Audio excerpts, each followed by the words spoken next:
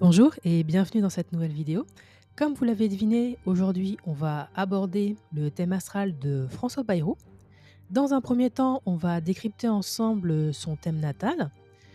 Ensuite, dans un deuxième temps, on va regarder les transits à venir pour lui pour voir quelle dynamique se dessine.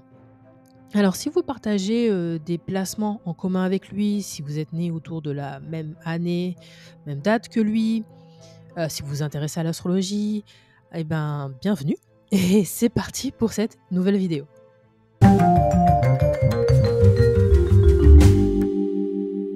Et c'est parti pour l'analyse du thème astral de François Bayrou. Donc il est Gémeaux, ascendant Balance, Lune en Verseau, que des signes d'air. On va commencer par un élément central de son thème qui est son ascendant en Balance.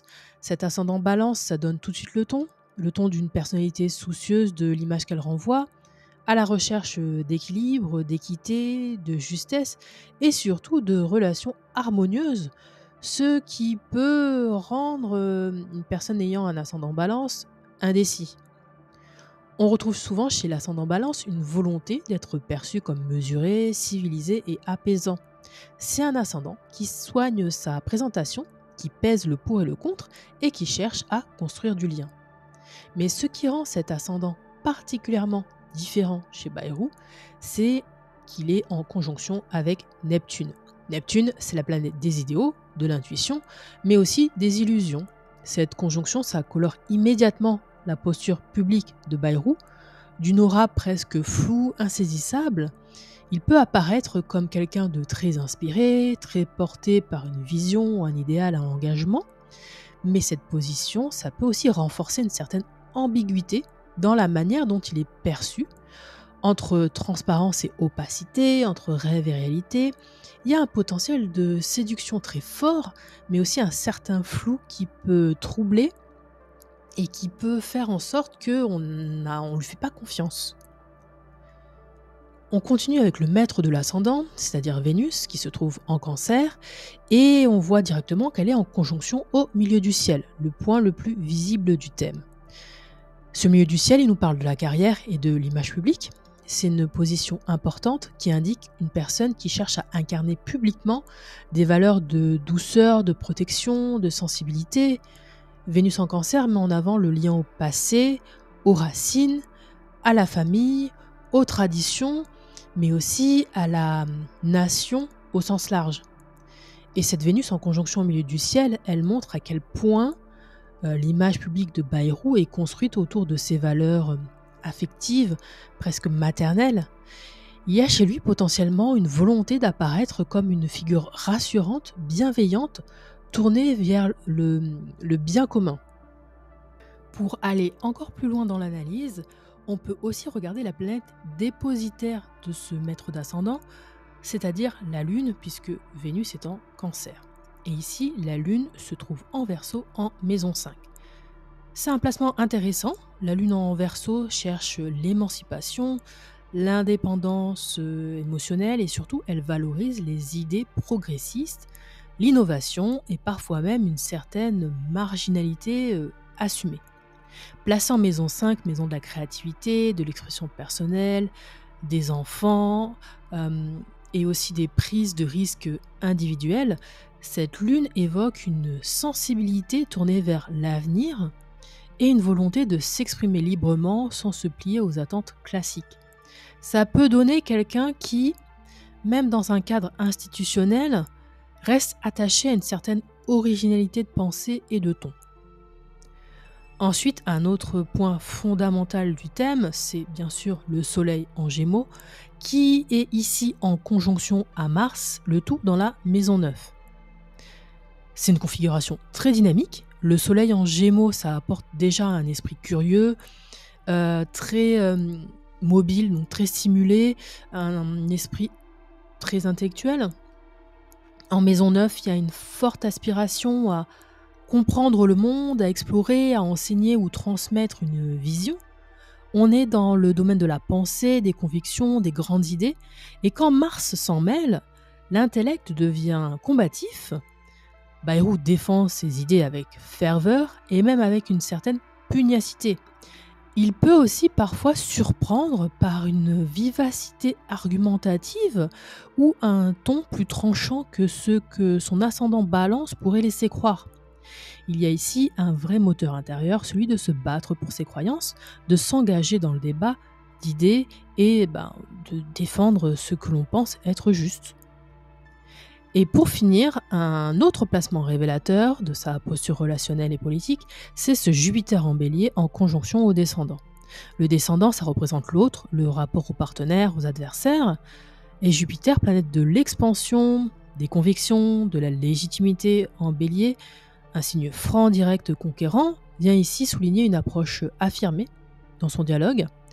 Ce n'est pas une personne qui va se perdre dans la relation. Au contraire, il peut chercher à convaincre, à rallier, voire à dominer les interactions à travers une forte présence idéologique. Jupiter en bélier au descendant donne une posture de leader vis-à-vis des autres, mais un leader qui veut faire passer une vision claire, qui prend des décisions franches, quitte à cliver. On a regardé les placements principaux et maintenant je vous propose de regarder quelques aspects forts de son thème. Je vais me concentrer sur les carrés. Ce sont les aspects de tension qui viennent créer des zones de friction, des contradictions internes et qui peuvent nuancer à la fois la personnalité et le parcours. Le premier, c'est le carré entre Neptune en Balance en maison 1 et Vénus en Cancer en maison 10. Ce carré met en lumière un tiraillement entre l'idéal qu'il souhaite incarner. Neptune en maison 1, c'est une volonté de paraître engagé, plein de bonnes idées, empathique, presque visionnaire. Et du coup, il y a un tiraillement avec la manière dont il est réellement perçu dans sa vie publique et professionnelle. Vénus en maison 10, qui veut briller par la douceur, la popularité, voire la séduction. Et ce carré, ça peut générer des déceptions. Il y a une quête d'idéal qui se heurte à la réalité, comme si l'intention ne collait jamais tout à fait à la façon dont c'est reçu. Par exemple, on peut illustrer ce tiraillement potentiellement avec ce qu'il a dit aux Français. Par exemple, le fait que, alors c'est lui qui l'a dit, donc je cite, les Français ne travaillent pas assez. En fait, il est peut-être plein de bonnes idées, mais c'est pas ça la réalité. La réalité, c'est que les Français travaillent assez, c'est l'État qui dépense trop. Et bon, ça c'est mon avis, et à mon avis, ça c'est un exemple de comment ce carré peut être illustré. Aussi, avec ce carré, il peut y avoir un flou autour de ses positions, des positions qu'il prend, ou peut y avoir une perception changeante de lui par le public, qui oscille entre admiration et méfiance. Autre tension importante, Uranus en Cancer en maison 10 en carré à Jupiter en bélier en maison 7. Ici, on a une opposition entre la volonté d'innover, donc Uranus en 10 qui veut casser les codes dans la sphère publique, proposer autre chose, surprendre, et l'affirmation de convictions tranchées dans le rapport à l'autre, Jupiter en bélier en 7. Ce qui peut provoquer des réactions fortes. Ce carré, ça évoque quelqu'un qui peut apparaître tantôt comme avant-gardiste, tantôt comme imprévisible, voire contradictoire dans ses alliances ou prises de position. Ici, l'exemple que j'ai pour illustrer ce tiraillement, c'est au début de sa carrière, il me semble qu'il se positionnait contre le fait d'avoir plusieurs mandats à la fois. Et aujourd'hui, il me semble que lui-même le fait. Donc voilà, avec ce carré, on peut s'attendre à une personne qui ne suit pas la ligne attendue, mais qui a ses propres codes, parfois déstabilisants pour son entourage ou ses partenaires politiques. Enfin, on va terminer avec un carré très personnel, mais lui aussi parlant, c'est-à-dire la Lune en Verseau en maison 5, en carré à Mercure en Taureau en maison 8. On a ici une tension entre l'émotionnel et le mental, entre l'envie de s'exprimer librement, de manière inventive, innovante, originale, et une pensée plus rigide, plus sécuritaire, plus traditionnelle, plus cadrée, et qui a besoin de maîtrise. Mercure en Taureau en maison 8, c'est un esprit qui va au fond des choses, mais qui peut être lent à lâcher prise, qui peut être attaché à ses idées, alors que la Lune en Verseau, elle veut la liberté, du changement, du détachement, de la créativité.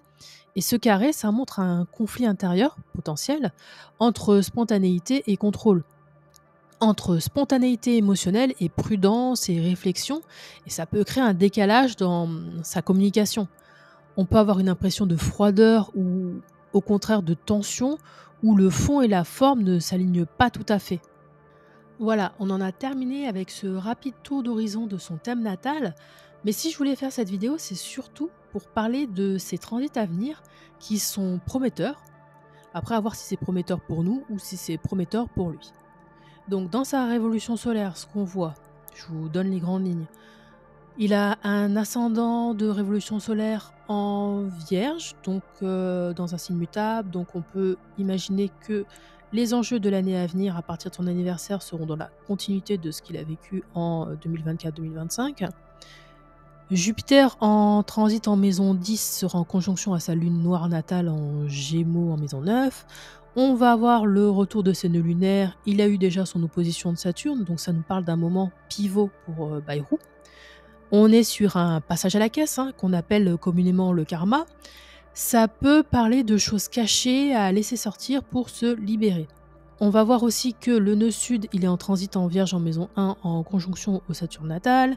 On a Pluton en Verseau en transit sur la Lune natale. On va avoir Mars en Lion en transit sur son Pluton natal. On va avoir le transit de Jupiter en Cancer sur son Uranus natal. Et on va avoir Uranus en Gémeaux en transit sur sa conjonction Soleil-Mars, donc beaucoup de transits qui nous parlent de changement radical. Donc, pour compléter ce portrait astrologique, je vous propose un rapide tour d'horizon de la révolution solaire 2025, donc qui sera valable à partir de sa date anniversaire en mai 2025. Et ce qu'on va voir avec cette révolution solaire, c'est les dynamiques principales à l'œuvre dans la vie de François Bayrou à travers l'astrologie. Donc pour commencer, ce qu'il faut garder en tête, c'est que Jupiter et ses transits sont très importants pour lui. Jupiter, ça nous parle de contrat, de partenariat, d'ennemis connus, de légitimité, de justice, d'ailleurs, de voyage, de philosophie, de croyances et de ce qu'il transmet. Donc on va commencer d'abord par ce qu'on voit en premier. Et ce qu'on voit en premier, c'est ce transit de Jupiter en maison 10, donc une position qui attire toujours l'attention sur la sphère publique et professionnelle. Ce Jupiter forme une conjonction exacte à la lune noire natale située en Gémeaux en maison 9. Cette configuration suggère une mise en lumière de zones d'ombre liées à sa parole, ses convictions ou son positionnement idéologique. Il peut y avoir une tension entre ce qu'il croit devoir défendre et une part plus obscure ou taboue de son discours. La maison 9, c'est aussi la justice, les grands principes, donc on peut y lire un moment d'exposition, voire de clarification nécessaire face à des vérités inconfortables. Si je devais faire une hypothèse sur ce transit, je dirais qu'il y a quelque chose de tabou, de secret qui est mis en lumière et ça peut affecter sa carrière, sa légitimité. Peut y avoir des questions légales et ça peut avoir un lien avec l'éducation, les jeunes, comme c'est étant Gémeaux. Autre point intéressant, la conjonction Lune-Chiron en Bélier, qui dans le thème natal se situe en maison 7, la maison des alliances et des confrontations, mais qui tombe en maison 8 dans la révolution solaire. Ça peut indiquer une blessure émotionnelle réactivée dans le cadre de relations proches ou d'un partenariat stratégique avec une nécessité de transformation, de lâcher prise, voire une crise à surmonter. Il peut être question de vulnérabilité révélée ou d'une remise en question profonde de sa manière de se lier aux autres. La conjonction Lune-Chiron en Bélier peut parler de questions de guérison émotionnelle par rapport à l'adversité. Une transformation de ses partenariats, de ses contrats, de ses associations, éventuellement de son couple et de sa vie sentimentale peut aussi être à l'ordre du jour. Sa révolution solaire marque aussi un retour des nœuds lunaires sur l'axe Vierge-Poisson, avec un nœud sud en conjonction à son Saturne natal en maison 12. Ça renforce la thématique d'un retour du passé, ou même de karma, d'un moment de bilan, où des responsabilités anciennes, ou des formes de solitude, silence, mise en retrait assumées, ressurgissent. L'opposition à Saturne en transit en Poisson et en maison 6, ça vient poser la question du service, de la rigueur au quotidien, de la santé aussi, au sens large du terme. Donc il est possible qu'il vive cela comme une confrontation entre le poids d'un devoir et des exigences extérieures de plus en plus précises. Dans cette dynamique, Pluton en Verseau transite sa lune natale en maison 5, Ce passage est profond, intense et vient bousculer l'univers émotionnel, créatif et affectif. C'est une remise à zéro de la manière dont il exprime sa sensibilité, ses élans spontanés. Pluton demande ici de se détacher de formes anciennes d'attachement pour embrasser une expression plus authentique, plus libre, mais aussi plus exigeante. Autre aspect fort, ce Mars en Lion en maison 12 qui transite son Pluton natal en maison 11, c'est une configuration de tension intérieure entre un besoin d'agir, de s'imposer et une énergie encore contenue, souterraine. Mars en 12, c'est souvent une colère silencieuse, refoulée, ou une volonté d'action qui se prépare dans l'ombre. En conjonction au Pluton natal, on peut s'attendre à des prises de position fortes, des stratégies mûries en silence avant d'éclater au grand jour. Enfin, notons que Jupiter en Cancer va transiter son Uranus natal en maison 10 à partir de début juin 2025. C'est un aspect d'amplification des surprises dans le champ public. Il peut y avoir un tournant inattendu, une proposition, une mise en lumière ou un changement de trajectoire dans sa position politique. Jupiter vient ici activer un besoin de liberté, d'autonomie, voire de rupture, avec un modèle ancien ou une ancienne posture. Et pour finir, on a Uranus qui va transiter la conjonction Soleil-Mars natal située en Gémeaux en maison 9 à partir de juillet 2025. Ce transit peut agir comme un électrochoc. Il vient réveiller, voire bouleverser nos convictions, notre vision du monde et nos prises de parole. La maison 9, c'est la sphère des idées, des idéaux, des engagements, de la justice, des médias. Et avec Uranus, on assiste souvent à une rupture de ton, à un besoin de casser les cadres établis. Combiné à Mars et au Soleil, ce transit peut amplifier une volonté d'affirmation très directe, parfois même provocante.